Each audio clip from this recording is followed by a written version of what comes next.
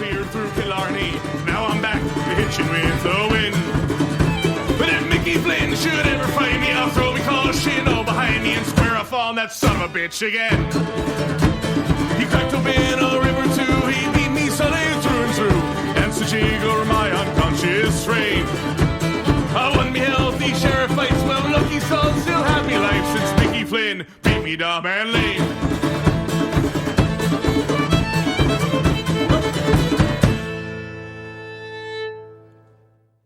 Hello, everyone, and welcome to the PTBNL, the first PTBNL, the podcast to be named later. I am hosting for tonight. I am Shane, and I'm joined by Rob. Rob, you host DOE, and we appreciate you for that. And Sean, you are our only writer. Rob, how are you, sir? I am doing just fine, getting ready for baseball season to start. Hopefully it's not delayed like every other fucking sport out there. So, what a nightmare of a night of news it has been for the sports world collectively. Sean, how are you? Oh, good. So we have one of our members of the podcast, and we all need to check on because I haven't heard from him in a bit, is Andrew. So for those of you who follow him based on his Twitter name, it's at AJ_Santangelo, is actually out of OKC. So there's a good chance he's dead, and we just don't know. Let's hope that's not the case because he's a valued member of this team. But for those of you who do know Andrew, AJ, whatever he goes by, shoot him a Twitter message and tell him that we missed him on the show tonight. He was going to join us, and, well, he may have expired. We don't know. But let's jump into that topic because that has dominated the news, obviously, for, for the reason that it should. But tonight it's taken over the sports world. So Rudy Gobert and his sticky goddamn fingers touched every microphone, and now he's dying. And because of that, the NBA has suspended the remainder of the regular season. And we don't know what's going to happen. Obviously, a level of quarantine and testing is going to go on there. And it seems that at least for now, it'll be at least the 2 weeks. We know that there are we know that Seattle is already, making plans for their baseball season. We haven't yet really heard anything. Obviously, the Sixers are going to be out of action because it's a league-wide thing. Hockey has just come out and said that they are going to err on a side of caution, but they are not, at least as of yet, closing to the public. Baseball, it is not league-wide at this point. What is going to be your kind of takeaway right now if the Philadelphia Phillies, if it is not forced league-wide, choose to say they're not going to open the season in Philadelphia, and we're not going to allow games to be played in front of the public? Sean, we'll start with you. Well, as somebody that bought the April 9-game ticket plan, that would kind of suck. Yeah. But personally, I think it's the right thing to do. I think trying to quarantine everything and shut everything down while we can before it spreads too bad, I think that's the right thing to do. But I mean, it's going to suck if we can't watch Phillies baseball in a month. I'm going to be, personally affected. But I got to be honest. Where I'm at is I am about ready to pay each of the two of you to play MLBtheShow and stream it on YouTube while I can gamble on that instead. I am going to need some sort of baseball fix. I go through the offseason of baseball the way that the host of the Kelly Green Hour, LJ, goes through his offseason of football. Like, the last pitch is thrown, and I'm already itching for the first pitch of the next season. So the fact that this is happening, and again, obviously it's a serious issue, and it's not joking or lighthearted despite my attempted ways to make it appear so on this podcast. It is terrifying, and it is fucking real. The Flyers are good at hockey. Baseball's right around the corner. Like, this is awful. And Rob, you're huge into the NCAA. You have been trying to start an NCAA basketball podcast that no one will talk with you on, which is a damn shame. But that tournament, one of the most exciting tournaments in all of sports, is going to be played without fans. And that is a huge, huge, huge loss for NCAA basketball as a whole, but for those kids and for those families and those universities. What's your takeaway so far on the rapid effects that it's had within the sports community? This whole thing, it feels surreal. I know that Mark Cuban, he was on TV, I think tonight when he heard the news, he was being interviewed, and he said that it feels like a movie, and it kind of does. And I don't know a whole lot about this thing. personally still am of the opinion that it's just a glorified flu, but what do I know? I'm not a medical expert. I feel like everything's super overblown right now, and people are really, really erring on the side of caution, which, you can't really blame them, I guess, for erring on the side of caution, but I just feel like the situation's so ridiculous right now. Well, so I talked about it earlier in the night as well with Steve on Whiskey Ramble. Follow that show, by the way. Shameless plugging here. It's at Whiskey Ramble PC. Sometimes we might even use that Twitter. I'm not entirely certain. But this is something that these viruses and things that we have to fear health related wise every 4 to 8 years, like whatever it may be, something's coming out and it seems like the world's ending. However, with this one, it's so dramatically different than each of the different than the swine flu, different than SARS like 20 years ago, whatever it was. Like, it's just so many different things have happened that have not caused this kind of shutdown that it's taken my position kind of the same as yours, Rob. I don't fear anything like this. I just think, like, if shit's going to happen, shit's going to happen. But if you're relatively healthy and you take care of yourself even a little bit, like as a person, and you're not filthy, like, you're probably going to be fine. But it doesn't seem to be the case now. And the more news like today that comes out, the more you do start to worry, and you do start to think, shit, maybe it's not just a glorified flu. Maybe this really is something intense. And you start kind of shifting towards Sean's side, whereas, you know what, as much as we need baseball, as much as we want baseball, as much as we anticipate these sporting events in our lives to, give us conversational topic and, purpose for our existence for each week, we do want to err on the side of caution. So it's going to be a really interesting couple weeks with this.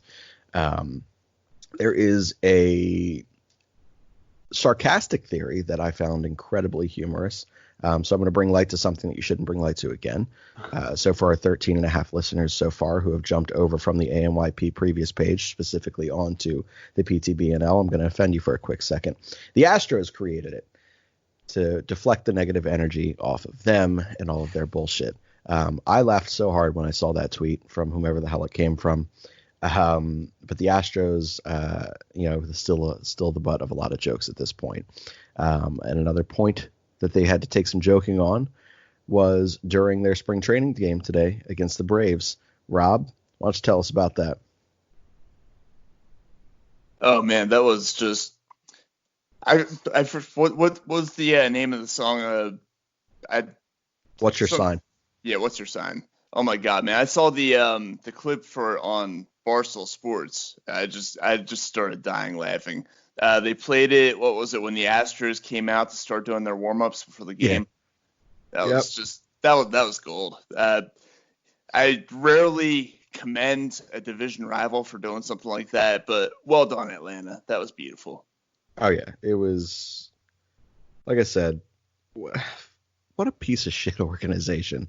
Like, oh my God, how poorly that entire thing has been run. Still wish that my team cheated, though. I'd like a championship. I'd take an asterisk next to it. But yeah, goddamn Astros, man. But we are a Philadelphia Phillies podcast. We spent a little bit of time talking about kind of the possible implications of what may or may not happen with the continued spread of the coronavirus, how it has impacted the sports world to this point. We joked a little bit about the Astros. That's always swell. So let's jump into some Philadelphia Phillies talk at this point. Let's start with the fifth starter spot. So Vince Velasquez, Nick Pivetta, Ranger Suarez. I still want to throw Zach Eflin's name in that because I dislike him. Sean, I know you love him. Sorry. But the fact of the matter is he is solidified in this rotation. He is going to be the number 4. So the 3 names that for now, Spencer Howard will, we think or believe at some point this year, be up. Those are the 3 names that are really kind of into this competition. And I don't remember if it was Johnny Heller or if it was Ty Dalbert, whoever the hell was throwing the stats out for this. But they'd each thrown similar innings. It was right around that 20 innings mark. Pivetta had given up 7 earned runs. Jack Fritz will tell you that it was really only 2 if Torres was 3 inches taller and a normal heighted human being. Vince Velasquez had let up 5 or 6 earned runs, and then Ranger Suarez is surprising to some, I should say, had only given up 2 earned runs and has looked pretty solid and adds a left-handed arm to a almost exclusively right-handed rotation for nearly half a decade, it feels.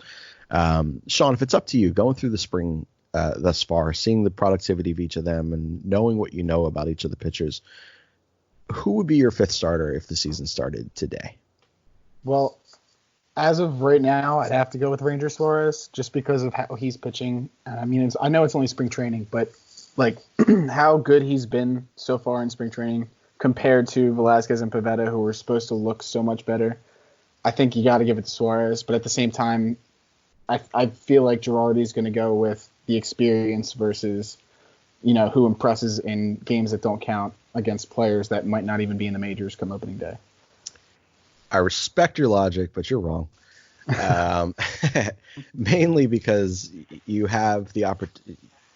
You can't bounce back and forth for another season of bullpen rotation with Pivetta and Velasquez. At a certain point, it's going to be one of the 2 of them win out this 5th starter spot of the rotation, and I do think it'll be Pivetta. One of the 2 of them is going to win that out, and the other one's going to be sent to the bullpen, and they're going to be told, you are a bullpen pitcher. If Nick Pivetta fails, it will not be you that goes to the rotation. We need this. We need this version of you to be the most successful version of the 2020, Philadelphia Phillies. Like, that's what's going to be important. You're already looking ahead as if the season's already canceled. So, yeah, I know, right? It's because I was making the joke on the last podcast I was on for the hockey show. But yeah, it's a whole goddamn mess. Damn coronavirus. But there's some stability there for the 2020 season that I think is going to make more sense. And I do think it would be an easier transition to a guy who only had a cup of coffee in the starting rotation. I think he only has like 3 major league starts under his belt is Ranger Suarez. So I do believe that at some point he could be that 5th starter if whomever truly wins the battle between Vince and Nick Pivetta fails. But I think if opening day was tomorrow, it would be Pivetta or Velasquez, whichever one. I think it's Pivetta. Rob, who do you think it would be?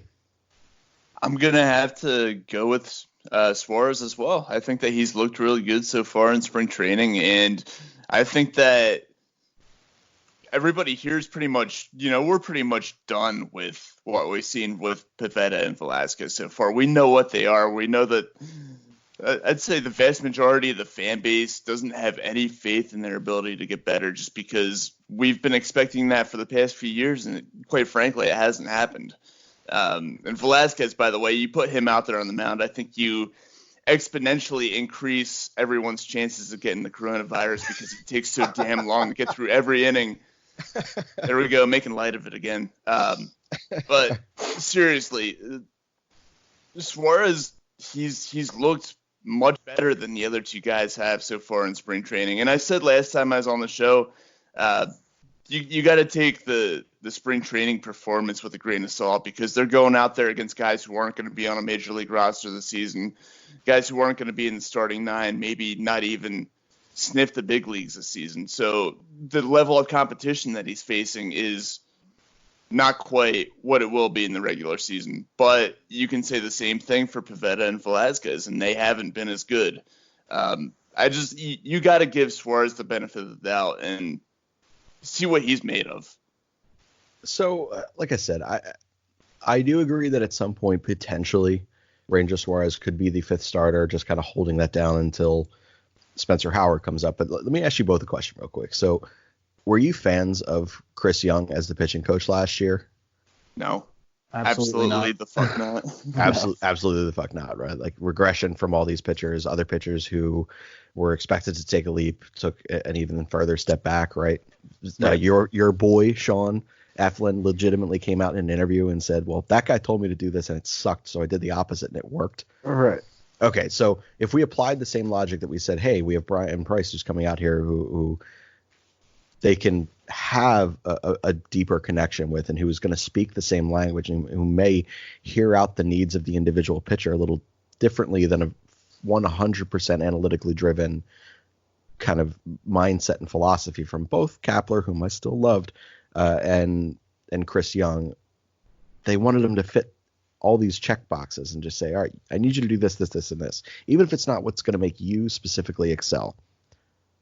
So why is it that you guys can sit there and jump on board of a guy like Eflin being a fourth starter or anywhere in the rotation, or you can believe in bounce back Aaron Nola where he's going to return to that, Cy Young-esque form when we do have this revamped coaching staff and we do have a different kind of energy that we've talked about for 2 weeks on the pod with the Girardi camp? Why is it that you can't buy into one of the two of the guys who Vince Velasquez I can kind of understand, but Pivetta last year all across baseball was a breakout candidate to watch. Like, why are you so quick to jump off that bandwagon right now? I'm only jumping off that bandwagon because of how good I think Suarez has looked, and also because he's a lefty. I think that plays a lot into it. But, I mean, it's not to say that I don't still have faith in Pivetta. I think Pivetta can easily break out. I would love to see him jump in if, one of Eflin or even Arrieta if he struggles. Like, I wouldn't have a problem with taking one of those two guys out of the rotation with Suarez already in there and, throwing in somebody like Pivetta or, even Velasquez. I mean, I'm off pretty much on Velasquez, but I think Pivetta still has that, and I completely agree with everything you said. Like, if he adds another pitch and he works really hard with Brian Price, I think there's a real chance for him to be that breakout guy that he was supposed to be last year. So I'm not completely off on him, but I still think Ranger Suarez has more upside going into this season right now. How can you think he has more upside? I can understand how you think he's a safer bet to kind of like hold down the fort and maybe keep you in games. But like bigger upside than Nick Pivetta, I think is kind of a bit much. When you look purely at stuff, like I just think it's not even in the same conversation. Rob, you're quiet on this. Did I convert you? No, I'm still anti-Pivetta. I think. Damn it. Oh man. My biggest thing with Pivetta is that we know that he has the stuff, right? I think that his struggles are between the ears, and I'm not sure that that's something that a new coaching staff can correct. A new coaching staff can come in and they can fix the mechanics. A new pitching coach can fix the mechanics. He can, do whatever there to straighten that stuff out. I don't think that's what needs fixing. It's between the ears for Pivetta, and that's a whole different ball game right there. You're talking about a guy who he goes through some hot streaks. He pitched well for a point last season, and then he just goes ice cold. And that inconsistency is what scares me away from having him as the fifth guy in the rotation. I think you're dramatically underestimating how important and how valuable this new coaching staff is, or any new coaching staff, a new voice. Like last year, you got everyone on the planet wanted, Jesus Christ, I'm blanking on his name right now, hitting coach from last year, John Malley, fired, right? And we were like, well, just get a new voice in there, and you put Chuck in there. Leader of pack there too. I know. You put Charlie in there, and suddenly the offense is clicking, and there's a comfortability there, and there's a new voice who understands how to connect with the players a little bit differently. Well, they clicked for like 2 weeks, and then it doesn't matter. It still works. Like that premise is still there. Like, I don't understand how you can sit there and think that a World Series manager in Joe Girardi, and a guy who managed a team that had like a payroll of like 38 cents in the Marlins and made him look competent, how you don't think that that guy who's that respected in baseball, and along with Brian Price, who sure he hasn't been a pitching coach in like, 9 years now, 10 years, something like that, how they can't connect differently with last year's core. That's like saying, like, if you go to a therapist once and it didn't work, never try again.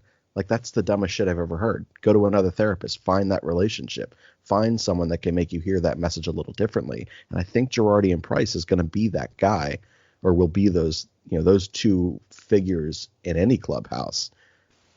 At least I trust that more than I trust last year's staff. Oh, I feel the same way, that they're going to be like that. Converted for a number of players on this roster. I don't see Pivetta being one of them. I feel like Pivetta is just like he's kind of a head case. Of course he's a head case. Pivetta has all the signs of a guy who like was just taller, threw way harder, like naturally than everyone he played with his entire life, and it got him to a certain point, and then like he realized he needed to be a person, and he wasn't perfect anymore. So it was like Coach's kid-esque, where he's just kind of an asshole. I do think he's just a jackass, but the talent is so there, the stuff is so there, and like I'm very big on the analytics as well. Like I know that it's like a fucking swear word in Philadelphia. Like you'd rather me say it fuck your mother before I said like I rely on analytics. Like that's how crazy Philadelphia is. But the numbers behind who he is and what he has does support that he's right around the corner from this. And I do believe that a guy like Joe Girardi and Brian Price can come in there, and will they alleviate all of the mental headache that he is? No. But will they make it a little bit better? Yeah. Could they make it a lot better? I still think so. So I am all in on Pivetta being a competent 5, at least holding stuff down for Spencer Howard. Sean, did I convert you at all? Are you sticking on your Ranger Suarez? I think I'm sticking with Ranger Suarez for now, but I don't disagree with anything you said. I actually agree with what you're saying. The only thing is it's, Philly sports, and it's I've been let down one too many times to where I don't have the confidence in these guys like I do. I'd rather put Ranger Suarez out there and not hear it from the fans every time he lets up, 5 runs in an inning. Like they'll give him another game, they'll give him another chance. But if it's Pivetta, he goes out, the 4th or 5th game of the season, lets up 6 runs in the first 2 innings, and then everybody's like, why did we even give this guy a chance? I'd rather not hear it, but I really hope it's Pivetta, and I hope he succeeds just because I want to see it. I know what he's capable of, but I just don't see it happening. I'm perfectly fine with the coronavirus coming back in waves and canceling every 5th game of the regular season. You're such an asshole. I respect the takesmanship on both your parts, by the way. Well done. Way to stay true on your incorrect, but is what it is. Ranger Suarez takes. This is going to be hilarious. He's going to have like an ERA of like 78 after like 3 starts and like 6.5 innings pitched combined. And I'm just going to be accepting apology notes from both of you. But yeah, so the 5th starter role, it's a unique argument. It's one that ultimately, to start the season, you don't really have a need for a 5th starter. Like they're going to kind of be the long man out of the bullpen to begin with. And, with the off days and, the coronavirus every 5th day, as Rob has suggested, like there's not a big need for a 5th starter for the first like 3 weeks of the season. And again, we all anticipate, a rotation that features Spencer Howard at some point, in the middle of the season, maybe earlier, we'll see. So the arguments, it's fun to have for now. But ultimately it's not going to be one that matters too much, because the savior, the Carter Hart of this pitching staff, is right around the corner, whom, by the way, I'm pretty sure was listed ahead of Sixto Sanchez on the top prospect chart, which is amazing. He was.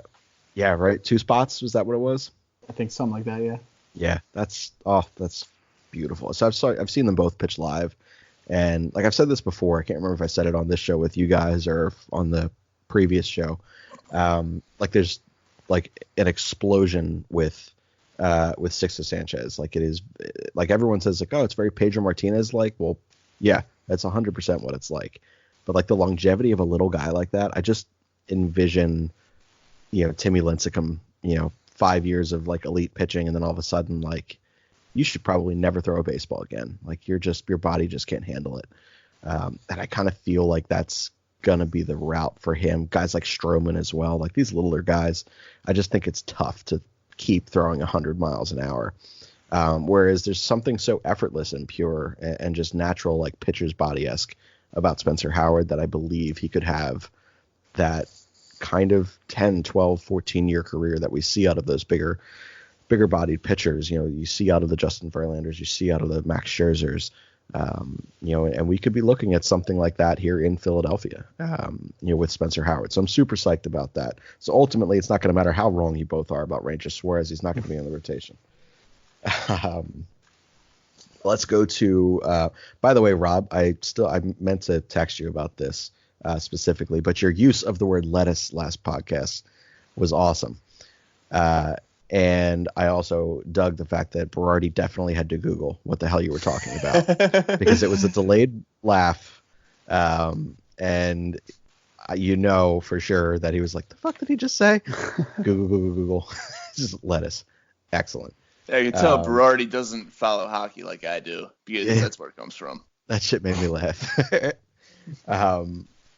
But let's go on to one of the guys with excellent lettuce. Well done.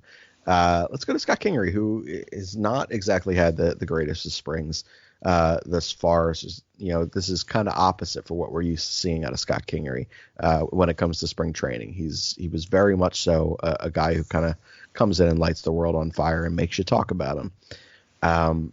Interesting as to where he may or may not fit at this point. Is he a second baseman? Gene Segura does not look excellent at third base. Will he be in center field? Will he now be in left field with Andrew McCutchen? Unfortunately, and I think we all kind of knew this, not being ready for opening day. In a perfect world, now that we know all the things that we know, and we've kind of seen another week play out, and we've seen highlights and listened on the radio and watched one game on TV.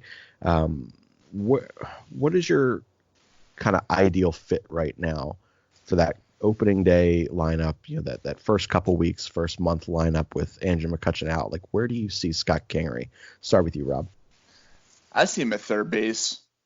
The Segura experiment there, like you said, it's not working out. He doesn't look comfortable defensively. Put Segura at second base, put Kingery at third base, and then you can do what you're going to do in the outfield. Have Hazley in center. Maybe Roman Quinn out there in left field. So I think that's going to be the situation. I think that's the best fit, too, because Kingery, he's played third before. Maybe not his natural position, but he can do a good enough job to hold it down in the meantime until some guys return from injury, until, maybe McCutchen returns from injury and they can move some things around in the outfield. He'll see some time out in center. But yeah, third base, I think, is where he's going to start the season. Side note, though, I'm going to set the over-under at 5.5 positions for Kingery within the opening month of the season. You going over or under? Under. That's an easy under. Girardi has no intention. That's why he was playing at second base and playing Segura specifically at third. He envisions Scotty as the whole organization envisions him as a future Gold Club second baseman. I don't know about that. I think I would. I think he's going to experiment a little bit in the opening month or so of the season. Like, what the hell else do you think he's going to play? Bat boy? He's going to play one of either second or third, but he will not play whichever one he does not play, at least not for the first month, and then the outfield occasionally. It'll be like third base and center field. I can see him also getting some time at short if they want to give Didi a blow every once in a while. Sir Didi. Wow.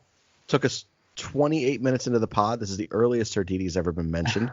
Let's jump on to him real quick before I forget about it. Love baseball as much as I love the gimmicks in hockey and the way that those hockey players will interact with each other.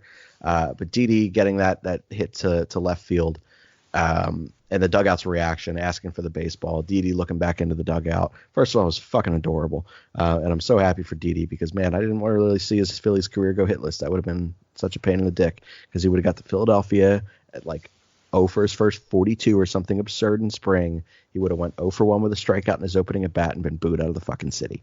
And that would have been a damn shame. But Sir Didi's back, man. Sean, were you watching that game?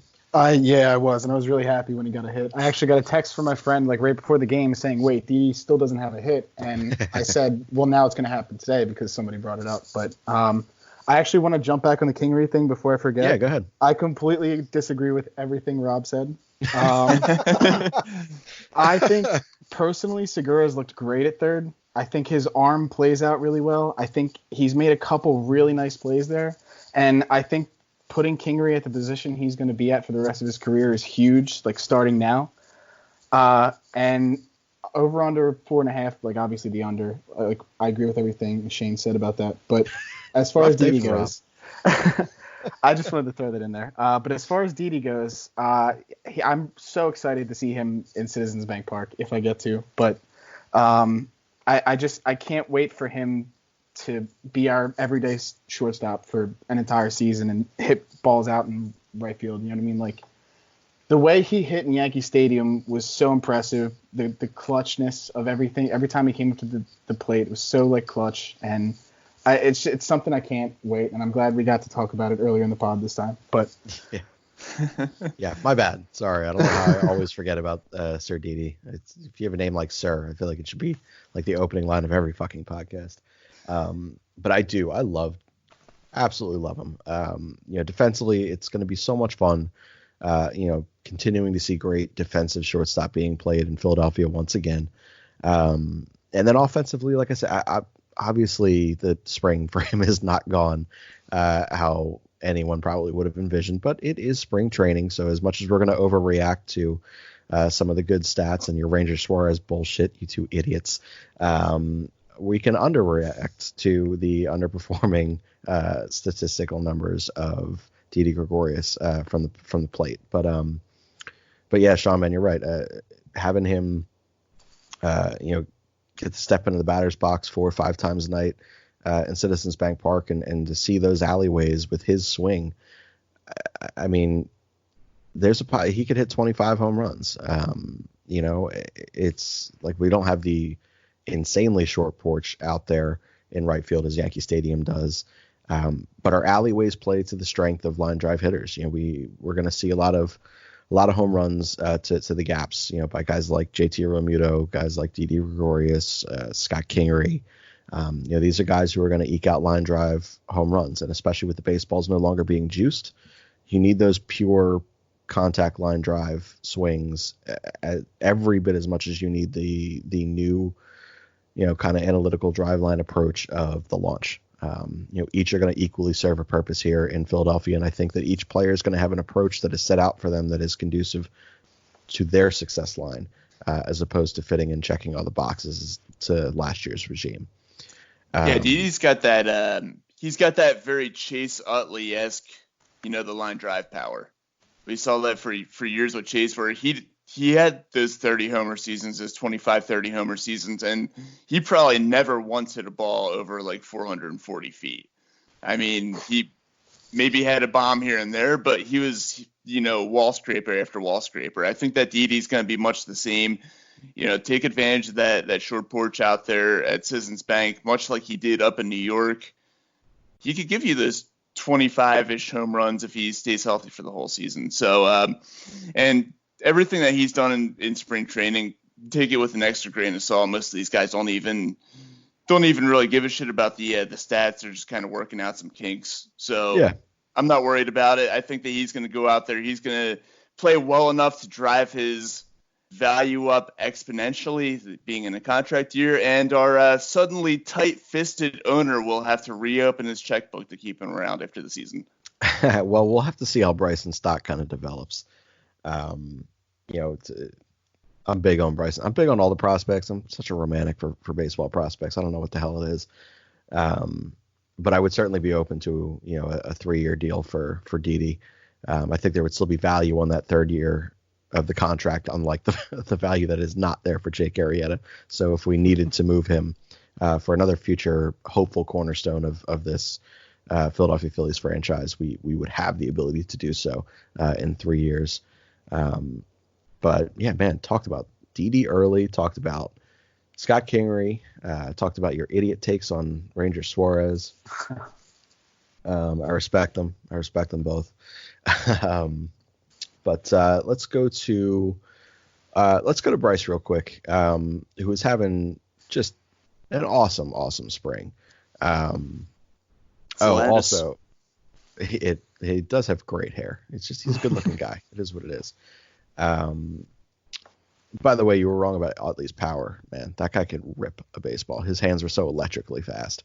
I knew there was something else in there that I needed to say. Didn't ever hit bombs, but that's exactly what I was saying, though. I mean, he hit the hard line drives. He would never. I mean, he had a couple that reached the upper deck, the second deck in right field, but he wasn't hitting Titanic, Ryan Howard-esque home runs up there. That's what I was saying. And Yeah. Didi has the same kind of powers that, the line drive, 105 mile an hour off the bat kind of lower level home runs. Yeah, well, we'll see how it all goes for him. But that swing he has great hands. Adam Hazley, who we'll get to in a moment too, also has electrically fast hands and great bat-to-ball skills. Really dig Adam Hazley. Really wish there was a spot for him to play every day, all the time, once we're fully healthy. But we'll get to that in a minute. But let's talk a little bit about Bryce and his spring so far. One thing that you don't always see from a lot of superstars, is like a complete game in spring training.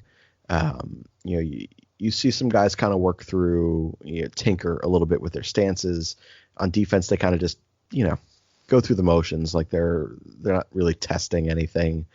You don't see guys who are, not base stealers or not, 40 plus bag a year threats to steal a base, really take bases. But the other week we had Bryce steal second and then steal third, and end up scoring.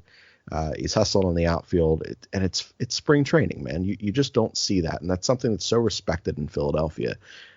Every time I sit here and try to talk myself, down on my expectations for what kind of season I believe Bryce Harper is going to have, I find myself feeling that it's impossible. I feel like the numbers that I could project for him right now, there's no way that he won't exceed them. How excited are you guys for Bryce Harper at this point? What kind of season do you think? High Hopes Pod has an MVP caliber season, pegged for him, and I don't think they're wrong over there. Jack and James do a great job with their show. Sean, you listen to their show as well, so Yeah. We'll start with you. Are you kind of on board with those guys, thinking this is an MVP caliber year for Bryce? Anything less than like a top 5 finish in an MVP race is going to be disappointing for me. I'm already my expectations are already too high, and I'm trying to myself tone them down. But it's impossible, right? It is. I'm in the middle of a conversation with my friends, and I'll just cut in and say, do you understand we're going to see an MVP level Bryce this year? He's going to hit over 45 home runs. I can't contain it. Even when I'm just even talking to my family and stuff, I can't contain my excitement for seeing Bryce this year. And Rob, I'm pretty sure I think you were the first one to change your PlayStation code name to something Bryce related last year when we got him. Yeah, I've since changed it to something else. But I went on the last show that I was on. I was on record saying that I think he's going to have his first career 50 homer season, and I think that he's going to be one of the leading MVP candidates in the National League. And obviously I'm going to stick by that because he's given me great reason to so far in this spring training. And he doesn't have the fact, I said this on the last show, he doesn't have the factors weighing on him this season that he did last season. He's not, coming fresh off a marriage. He's not getting ready to have a kid. He's not dealing with his first year in a new city, in a new market. He's going to be a lot more comfortable in so many different aspects, and I think that's going to help him a lot to succeed here in this 2020 season. Yeah, I 100% agree with what each of you said. For me, it's weird. I sit here and every time I think, there's a number, that I have in mind for him to hit in terms of home runs or RBIs and or on base slugging percentage, anything. Every time I have a number in my head, 5 minutes later, I talk myself into 5 more than that and 10 more than that. And I can't help but think that I just feel like so long as this baseball season happens, it just feels to me like we're about to have a historically great baseball season by a historically recognizably amazing baseball player in Bryce Harper. This is true. He's truly still the face of the sport. He is still the villain of the sport in terms of an individual player standpoint. He's certainly not Astros level. Dig again, killing it. But when he goes to other parks, this is a guy your fan base prepares to heckle, prepares to go and boo. And I just feel like the kind of player that he is, and we're starting to, just last year, get to kind of understand the kind of human that he is and the family man, just everything about him. Like, there are certain people that you meet, certain people that you watch in sports, that you hear speak, that you believe are just destined for, amazing things. And Bryce Harper's been destined for that since he was 16 years old on the cover of ESPN magazine is the next great thing. It's going to start now. Like, it's last year, rough first half, killer second half, and he still had, by all statistical analysis, a really, really good season for the Phillies in his first year. I think we're in store for, like I said, another historic 2015-esque and more kind of season from Bryce Harper. I couldn't agree more. I can't wait. All right, so we talked. Adam Hazley. Let's get on Adam Hazley for a second, because I am all in, and I'm big on names. I like sports names, and I talk about Maxime Shusko of the Flyers all the time, or the Phantoms, I should say. One of the greatest hockey names in the city, and he's never going to be anything because he stinks at hockey. But I love the kid, and I hope he gets an opportunity one day. Purely on name alone. On baseball, it's Mickey Moniak. What a killer baseball name. I love Mickey Moniak, and I do believe that he is a bigger piece to the long-term puzzle than what Adam Hazley may be. I think that the ceiling of Adam Hazley, while attractive, isn't necessarily going to be what this team needs long-term. And it kind of kills me. When you take a look, like when Andrew McCutchen comes back, he's going to be in left field. You guys are both Roman Quinn guys, right? Sean, I know you are. Rob, you a Roman Quinn guy? I like Quinn. I wouldn't call myself a Roman Quinn guy, but he's grown on me over the past couple of years. I'm intrigued by him. I personally would be playing Hazley every day over him, but I could see a world where they're splitting time. And I could even see a world that if he remains healthy because of that speed and his ability at either the top or bottom of that order to make things happen, I could see him working his way into more starts than not. Which again, I'm not going to be angry if like Aaron Altera, if he succeeded as a Philadelphia Philly, I would have pissed the fuck off. I hated that guy. If Roman Quinn, I don't hate him like that. I just don't think he's very good at baseball. But if he could work himself out, it'd be fine. But Adam Hazley to me is just like, I'm not going to go so far as to say he's a Ben Revere in terms of, Ben Revere could hit 300, but it was a useless 300 slap. Hazley has some sneaky pop. He plays a pretty good defense. He projects more as a corner guy than a center fielder, though he's played pretty well last year in spring this year. But there's nothing overall that sexy. And until he figures out that swing, and until he figures out how to attack that higher in the zone fastball, because his hands, as fast as they are, they sit low. So to go up high, he doesn't really do damage on those pitches the way that he should. And I don't know that that's something that's going to really change about him. I just don't foresee him long term part of this Philadelphia Phillies picture. But for 2020 specifically, Sean, I'll go to you first. What do you kind of picture Hazley's role at this point, or are you pretty much saying let's roll with Roman Quinn out there more often than not and see what happens? I definitely think they should be rolling with Hazley more than Quinn, just because good. I think Quinn plays better off the bench just because of his speed. But personally, just because of the results, and I know you're going to kill me for this, I'm a little bit higher right now on Hazley than I am Moniak. Just because of how he's performed, how quickly he made it to the majors. I mean, I know there was an age difference. I was just going to say, yeah, it's a difference but there. just when they were in the outfield together last season before McCutchen went down, and it was one was better than the other, and that was Hazley, and that's why he took the fast track right to the majors. But personally, this year, I don't see him getting played out of the lineup by Quinn.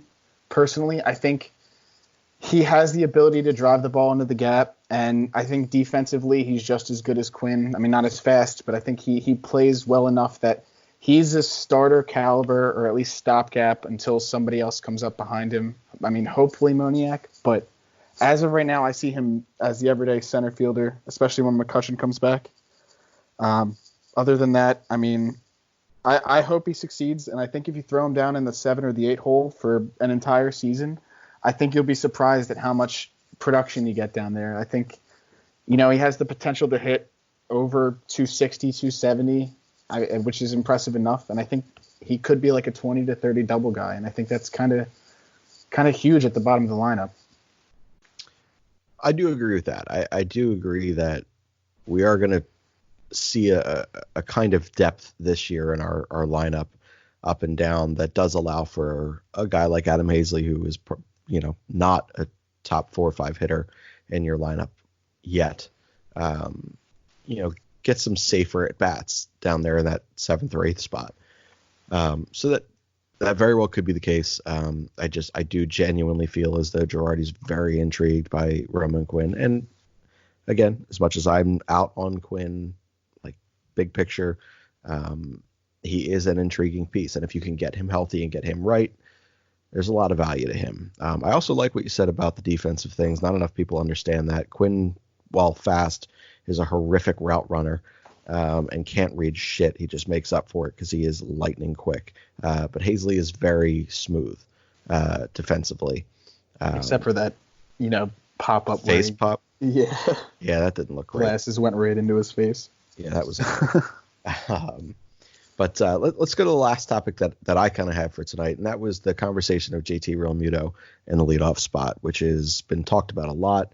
Obviously, catchers are not your typical leadoff hitters, although I do recall Carlos Ruiz, if I'm not mistaken, leading off a game or two. Ordinarily, it's just not something you see out of catchers. And Rob, you're a big JT Realmuto guy. Where do you think his highest value to this specific team and lineup is, especially with Andrew McCutchen being out or Roman Quinn not being in that lineup?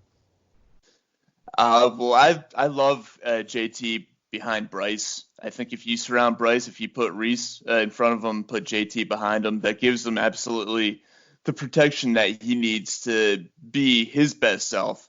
And I think that also it gives JT a chance to see some better pitches himself, because you're going to get the pitchers who don't want to pitch to Bryce. They're pitching around him, maybe putting him on base, and that means you got to try to get JT out. And I like that 5 spot. I think that he thrived there when he was in that spot last season. I think that if they put him back there again this season, he would do even better. Like I said, the best catcher in baseball, he can absolutely rake, so it doesn't matter a whole lot where you put him in the lineup. He can rake if he's in the 1st spot or in the 9th spot, but I think that 5 spot suits him the best.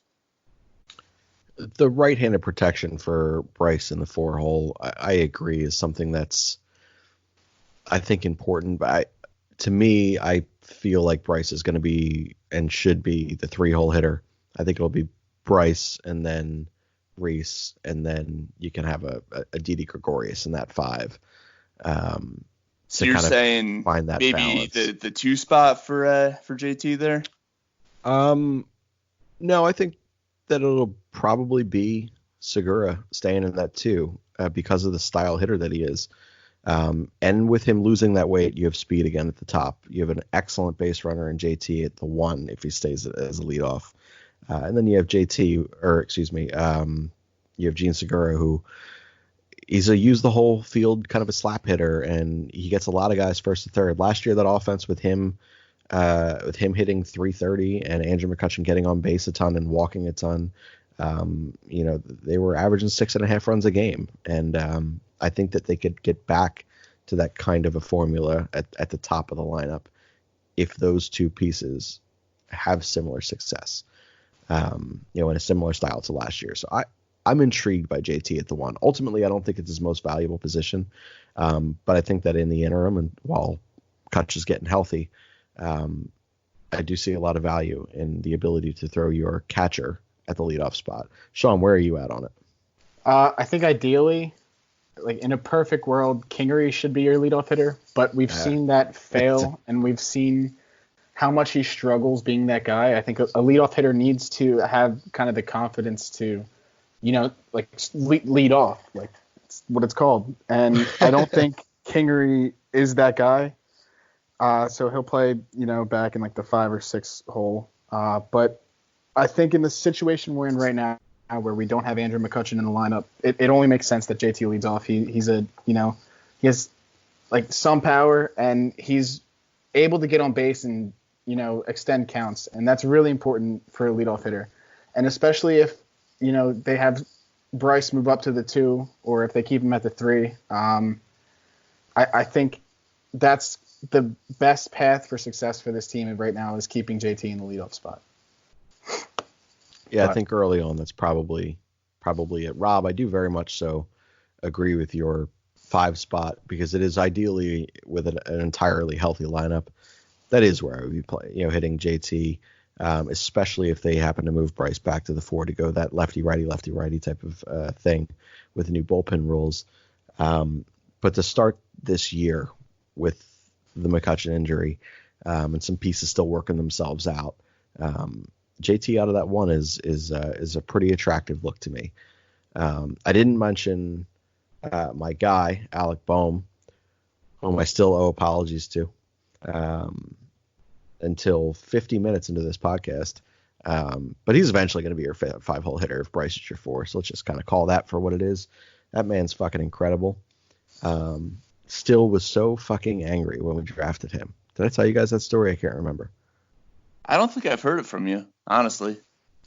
Sean, did I tell you? I don't know. I don't remember if it was on the pod or if it was just talking on another show or something. But no, I remember watching this draft, and there was one guy in that first round that I did not want, and it was Alec Boehm. I said, don't fuck this up. We have Rhys Hoskins. This guy is projected to be a first baseman, not a third baseman, which is still accurate, by the way. And his power was questionable. He just had good bat to ball skills. And I was like, why are we going to use the 3rd pick of the draft? Another 3rd pick of a draft was Manny fucking Machado, who has power and speed, has all these different things. And we're going to sit here and draft the guy at a position that we no longer fucking need without a DH, which unbeknownst to me at the time that the DH was inevitable for the NL. We're going to draft a guy that projects to, not have a position in Major League Baseball. So I was pissed off. So we drafted him, and I was losing my shit. And now I owe him a huge apology because, man, I'm so fucking excited for him.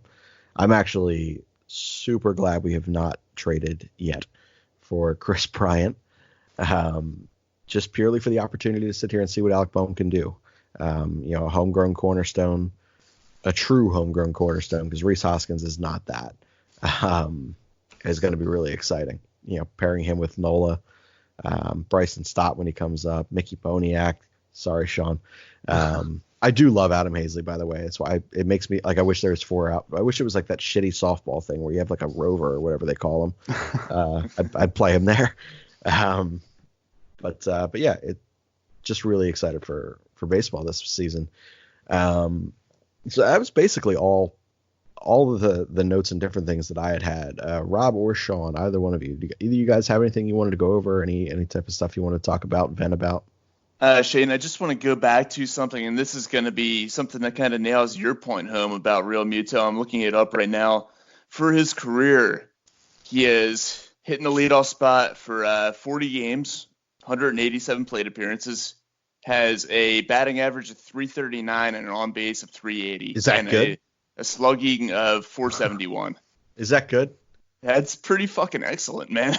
In this analytical world, I'm unsure as to what those numbers mean at this juncture. I need someone on Twitter to tell me. And in comparison, in the 5-hole, which is where I had him slotted at, 260, 309 on base, 450 slugging.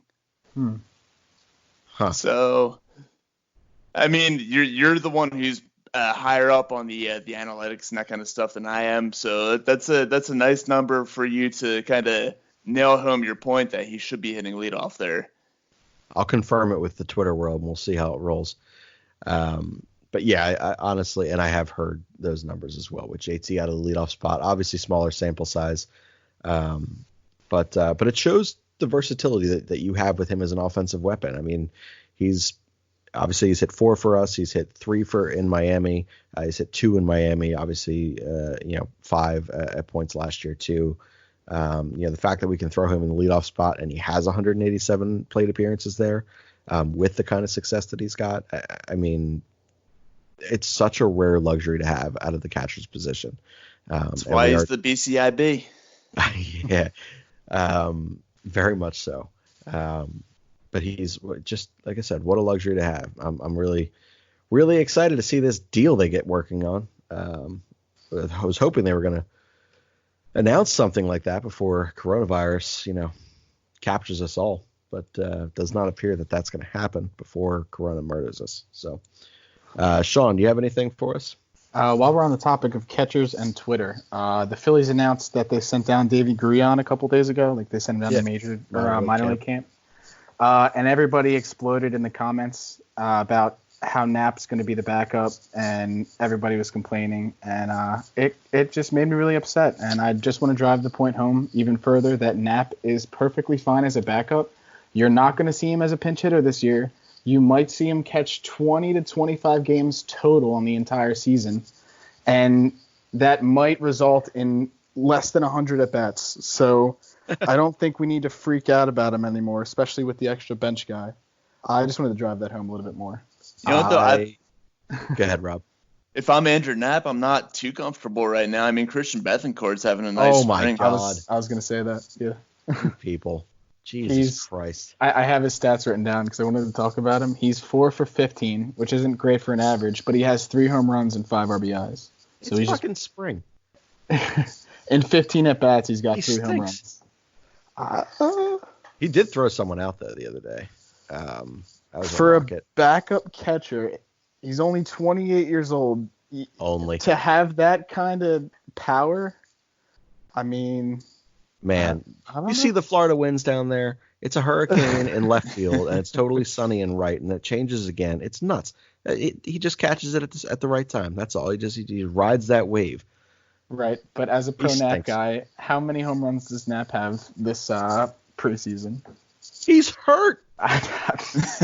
Jesus Christ. So three less than Christian. Wait, this is sick. I'm defending Andrew Knapp right now. Whom I hate, but oh my God, I am very much so in line with your thinking, Sean. I'm just saying. I'll thank Ty Daubert for this shit. It's the backup catcher position. He's not going to pinch hit this season. We're not going to run through the bench to get to our last pinch hitter being the backup catcher that hits 220, if that. Like it's not something we're going to have to worry about this year. And I think that the slack needs to be taken off of Knapp. You're absolutely right. By the way, I was just making the Betancourt comment for purely for the dramatic effect. I think that Knapp's he's going to be the number 2 guy. I don't think there's much doubt about it. Absolutely. Yeah, and just to clear that up. Well, thank you, because you might have costed us our half listener on the 13.5. Man, backup catchers talks on the true PTBNL podcast. I'm still pissed off at. So our naming guy for Always Next Year podcast, the guy who names half of our shit, is Baby Steve, host of the Whiskey Ramble show. He just comes up with good titles and good names. Rob, I think he's named like a handful of our hockey podcasts until you finally came up with DOE, and we've moved in that direction. But he asked me, he goes, wait, how many shows do you have tonight? I was like, I got 3. And I was like, yeah, the late one is the new baseball one, which he was unaware that we were even doing. So we may have another member talk baseball with us at a certain point, if he could stay sober long enough into the night to do them. I'm like, oh, he made it about halfway through the last hockey show. He was so damn funny on that show. Calling out Connor for one was awesome.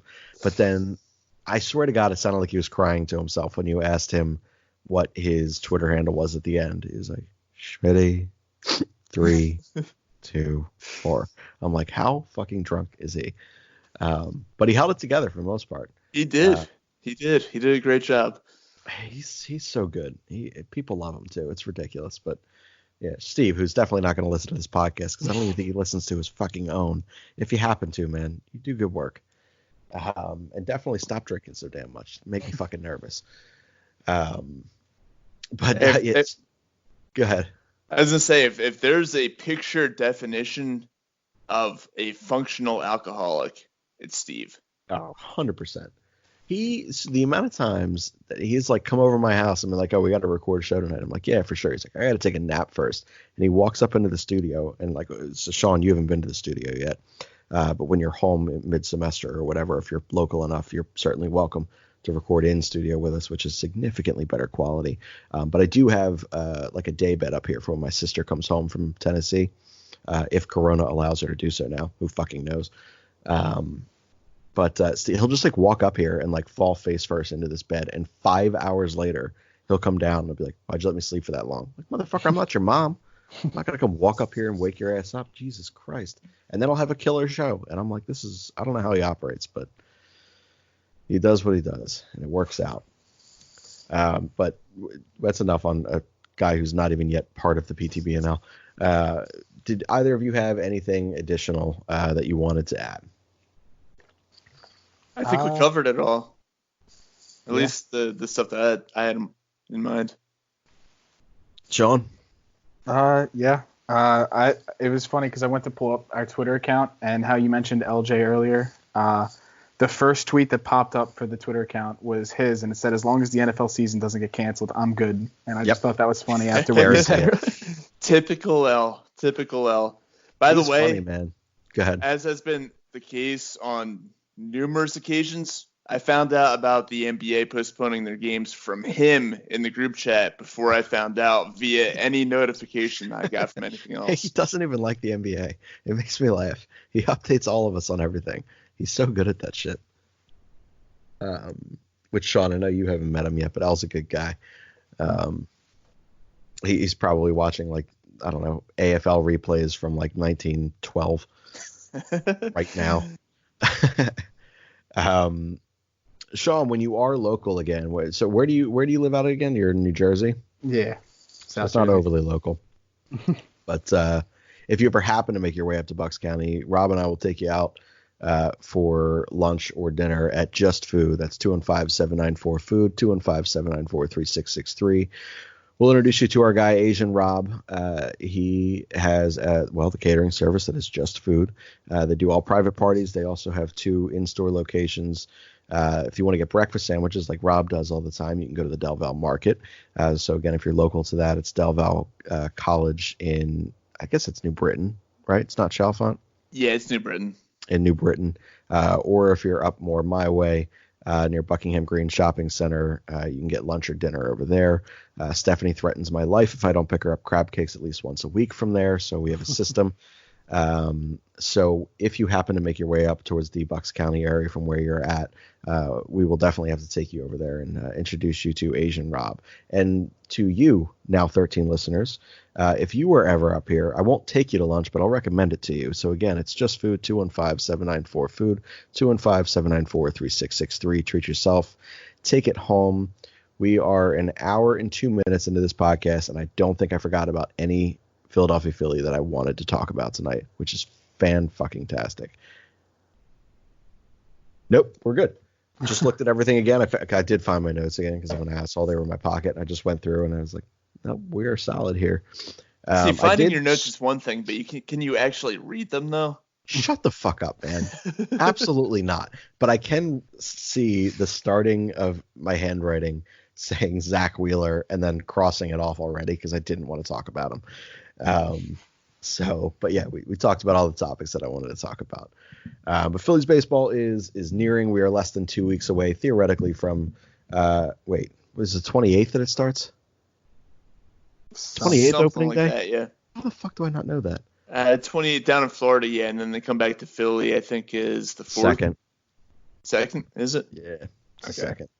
Second.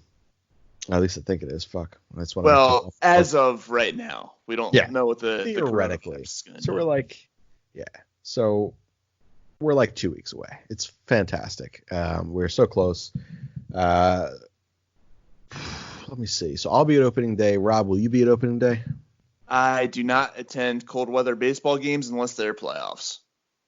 So have you heard of like global warming and like the state of what we've been living in at this point, man? I've been outside in shorts every damn day for 2 weeks. It's amazing. It has been amazing, but usually for whatever reason, that first week or so of April kind of takes a dip. Oh my god! Right just sack up and go. How about you, Sean? I only do that for Eagles games. I mentioned earlier I have tickets to every game in April. That's right. Which is going to get refunded. But so, oh my God, we're going to play baseball. All right. If nothing else, I'm going to have to gamble on MLB The Show games between PTBNL podcast members. So I'm all for that. yeah, like at this point, and like I am 100% going to go all cheater Houston Astros on this, and I am going to sit there and make one team win, and I am going to bet on that team. But yeah, so we will. We also definitely have to eventually get everyone on. I haven't played video games in like 7 years, but I'll gamble on them though. Fuck it, I don't care. All right, guys. So this is a lengthy show with a really shitty ending because I never know how to end podcasts anymore. So we'll just go to everyone's Twitter handles, and we'll wrap this shit up. Sean, we're going to start with you because you also run our new Twitter account, and I can't recall if there was an underscore in it or not. So I'm going to you first. Go ahead. So the new Twitter account for us is at ANYP Phillies, no underscores. Okay, so that's what I thought.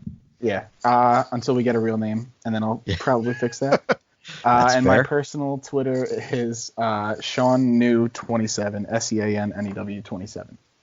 All right, and Sean also writes for us. He is again currently our only active writer, I believe. I don't think Bork's put anything up. I don't think he's put anything up.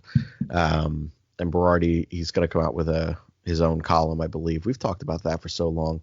But there are two of the other members of the podcast. Joe Berardi is at Brosif Biscuit. You guys heard the story about that, so we can officially begin to call him Biscuit. We're working on a little intersegment bit that is going to be specific to the Biscuit, and the Biscuit will present you with that. And then the other one is Boric, Joe Boric. He is at JJBoric26. I talked about the potentially corona-infested Andrew Santangelo at AJ_Santangelo. Scott, who I have no idea what the hell is going on with him. He's in California and hasn't responded to a whole hell of a lot outside of JJ Redick's podcast shit for the 76ers.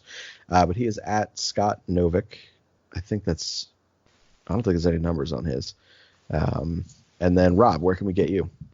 Find me at radio_Rob.